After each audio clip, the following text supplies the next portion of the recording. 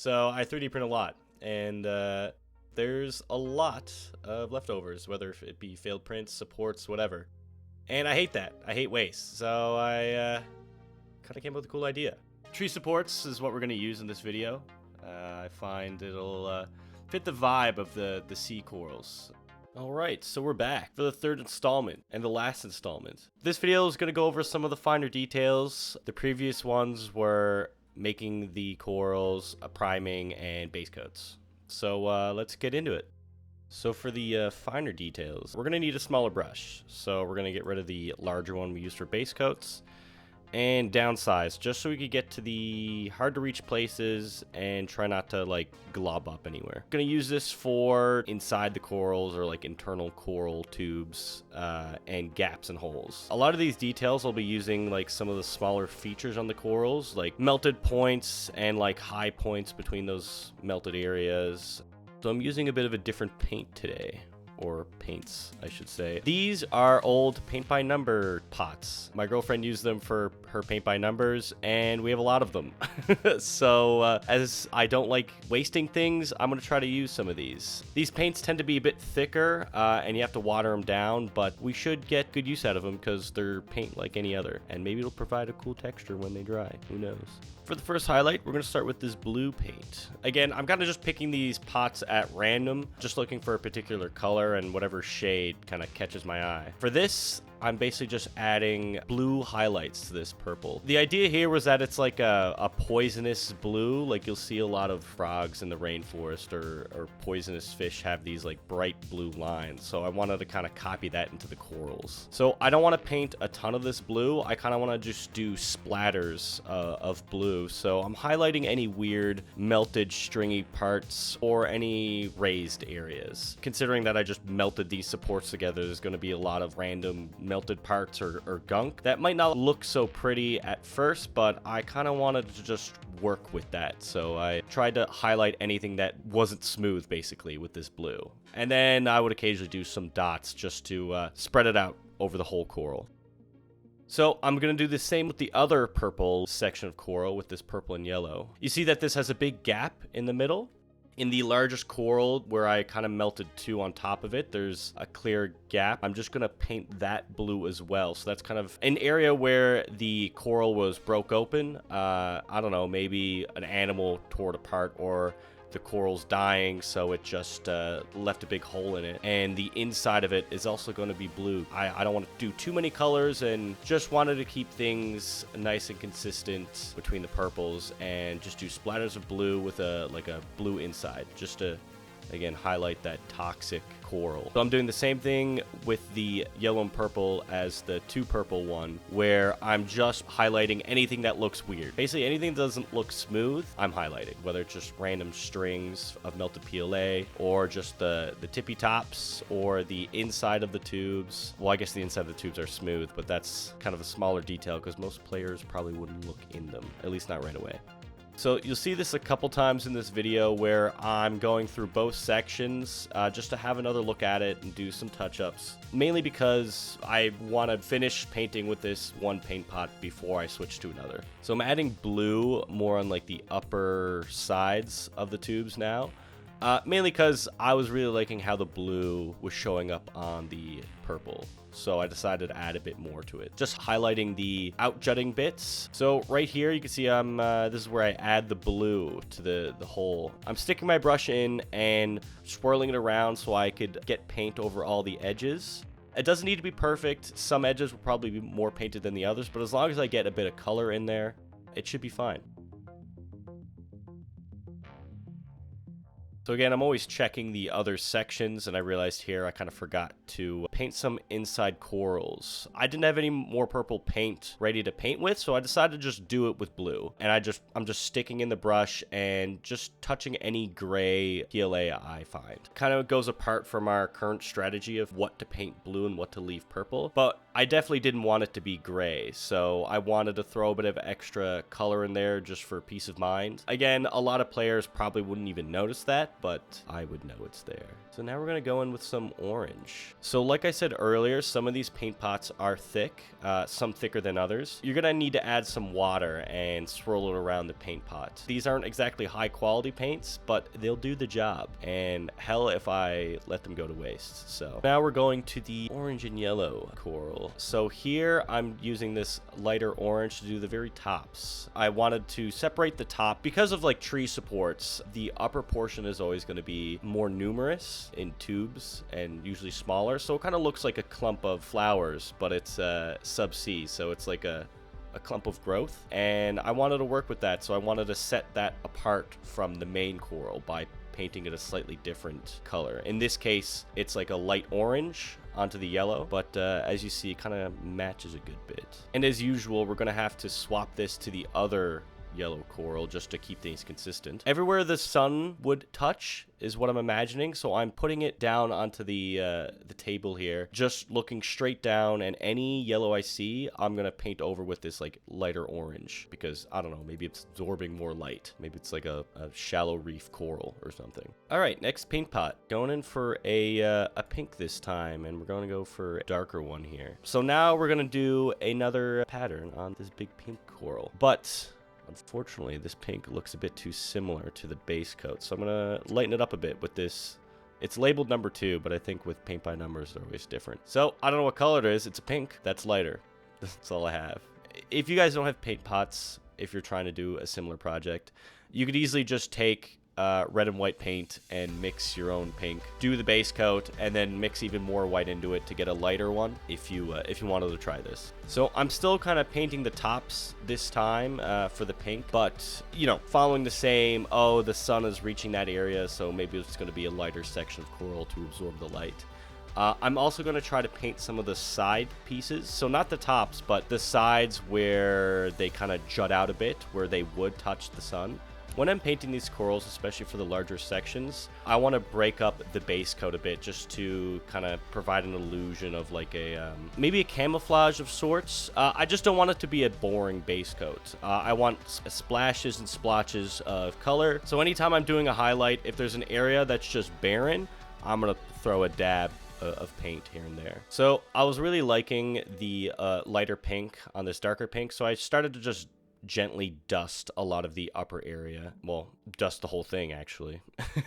So I dusted the whole thing with the lighter pink, just because it, again, looked good. I don't really have a plan when I'm doing all these smaller details. I'm just trying different stuff, looking at it, and then saying that's okay.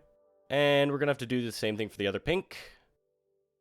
So we're going for another orange. This time it's going to be much more of a vibrant orange. This one required a good bit of paint. So you got to see one of my tricks. Usually I'd use this for larger amounts of paint, but this stuff was really thick. So I actually have a syringe I use. So rather than transferring paint just with the bristles of a brush, I just use a syringe and I just suck up a bunch and throw it directly into the paint pot. If it's a different color water, not a big deal. It won't really change the color of the paint. So with this vibrant orange, I went for the other orange.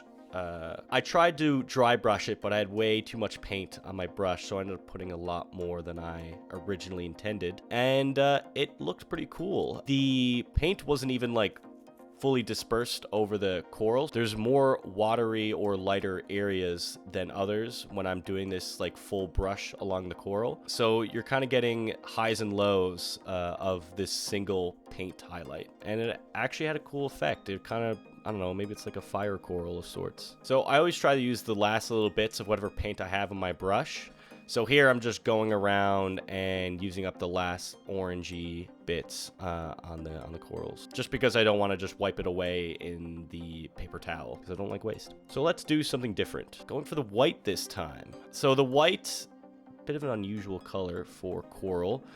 Usually it means if a coral's all white, it's dead. But in this case, we're going to try to do an interesting little combo of colors. So I originally intended to do like curvy tendril-like curls of white, but it didn't really make sense as I painted it out. So I decided to transition that into like splotches and rings. Again, going for another venomous type coral, but rather than a bright blue, it's going to be this white. So I'm still doing stuff out of frame, but same idea, doing rings of white around the purple corals. So much the same, nothing changed.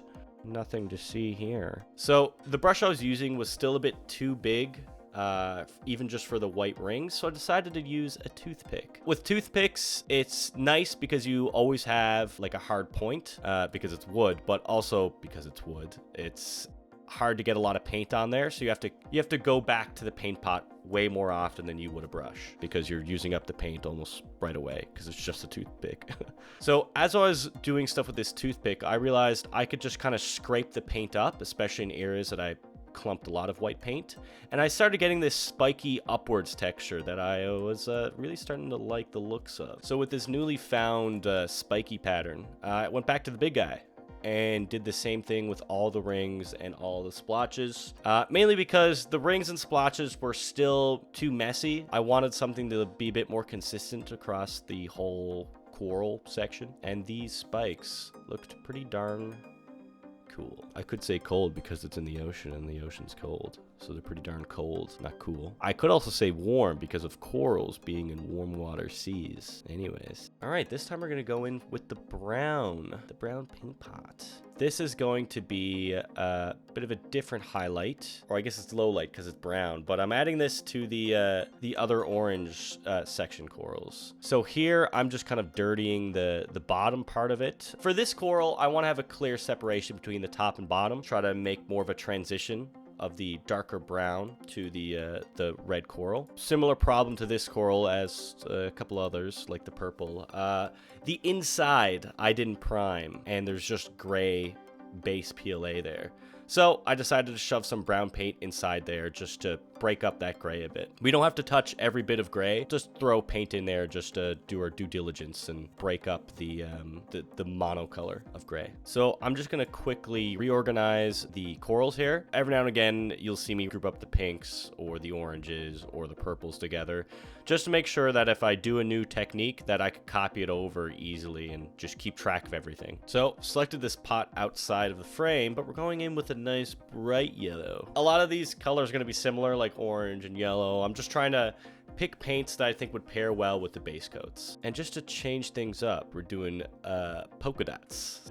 So with this brighter yellow, we're just poking anywhere we see. I'm just trying to spread it out through each like tree support length, and just to get a nice distribution of polka dots all over the place. I don't want to overdo it because I still want to leave the base color yellow-orange, but I wanted to break it up a bit more because I've been doing everything with that kind of highlight, low light, orange, yellow, pink, different pink. I've been dry brushing a lot, so I wanted to set it apart a bit.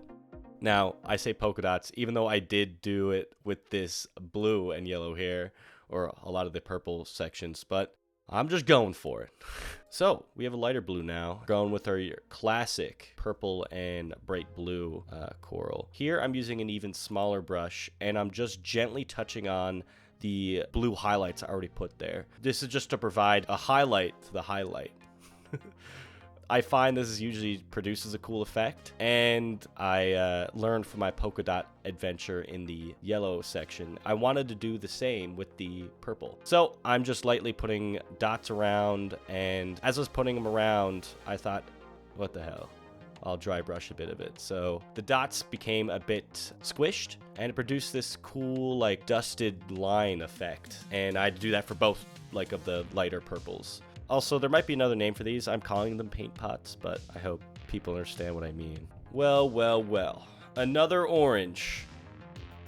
So we're taking this pink and orange/red one with this light orange. Now we're going to use this very sparingly. And I painted out of frame again. I'm going to be lightly brushing some orange over this because, again, I don't want to overdo it. We're getting close to the end here, so I was liking how everything was turning out. I just wanted to break up that pink a bit more because I had pretty much only pink. here. So just placing a bit of orange near the base and taking up the largest coral here, the most complicated, and doing the small pink section I had here that just kind of stuck out. So just trying to organize these guys again. No, pranked. Time to go in for the green pot now. So just the white spikes on this purple, it looked a little lonely, so I wanted to overlay it a bit with a different color. So I picked this lighter green, and I'm basically copying what I did with the white, throwing in touches of green with every white strip I could find. Still leaving a good bit of white there, it's just throwing in colors of green just to break it up a bit. Again, with corals, they come in all shapes and sizes and colors, so you can do whatever you want. I will add that I'll be using these in my D&D games or any kind of tabletop role-playing games. They're just basically near an inch wide mini, sometimes surpassing that obviously, but just for props for any kind of undersea adventure players will take on. I've mentioned players before, but I don't know if I've actually specifically said that I'm making this for miniatures. So this could be a fun craft for you guys, or maybe you'll make some for your own table if you have a 3D printer and have a lot of leftovers. So, thanks for watching. This is all I have for the corals. I might make more in the future, but this is what I have for right now. So hopefully you guys found this entertaining or learned a couple things. I'm also willing to take any feedback. I'm kind of just making this up as I go. So if there's anything you want to see, let me know. Anyways, till the next one.